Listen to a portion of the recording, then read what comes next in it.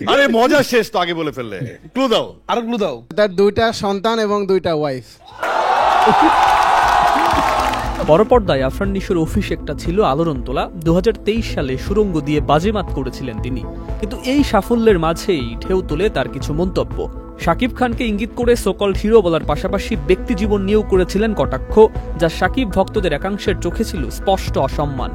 আর এবার ঠিক সেই শাকিব খানের তাণ্ডব সিনেমায় মাত্র কয়েক সেকেন্ডের কেমিও দিতে যাচ্ছেন নিশো, আর এটাই যেন আগুনে ঘির। এটা আমি প্রথমেই বুঝতে পারছি না, প্রথম ক্লুতেই বুঝা গেছে। ওকে, শাকিব ভক্তদের অবস্থান একদম স্পষ্ট। নিশো যদি প্রকাশ্যে ক্ষমা না চান তবে তার এই সিনেমায় থাকার সুযোগ নেই। সোশ্যাল মিডিয়ায় চলছে একের পর এক পোস্ট, ভিডিও, প্রতিবাদ। অনেকে তো সিনেমা বয়কটেরও ডাক দিয়েছেন। কেউ লিখেছেন, ওয়ালটন মাইক্রোওয়েভ ওভেনের খাবার গরম রাখে দীর্ঘ সময় ধরে। Walton microwave oven. সাকিব ভাইয়ের সিনেমা আমরা 5-7 বার দেখি, কিন্তু যিনি ভাইয়াকে অপমান করেছেন তিনি থাকলে একবারও এই সিনেমা দেখব না। এতদিন চুপ ছিলেন তাণ্ডবের পরিচালক রায়হান রাফি। তবে সম্প্রতি একটি অডিও ক্লিপ ভাইরাল হয়, যেখানে স্পষ্ট রাফি বলেন নিশো অন্যায় করেছে, তাকে সরি বলতেই হবে, ভাইয়ার কাছে হোক বা জনসম্মুখে। আমি আর ভাইয়া দুজনের সিদ্ধান্ত এক।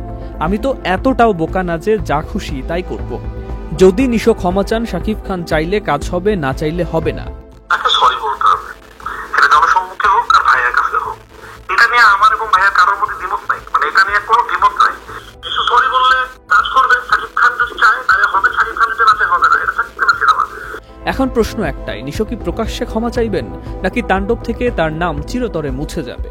এবার ঈদুল আজহায় মুক্তি পেতে যাচ্ছে তাণ্ডব, যেখানে আছেন জয়া আহসান, সাবিলা নূর, রোজি সিদ্দিকী ও ডাক্তার এজাজ সহ আরো অনেকে। মুক্তি পাচ্ছে দেশের সর্বাধিক সিনেমা হলে। সুকান্ত সরকার, চ্যানেল আই।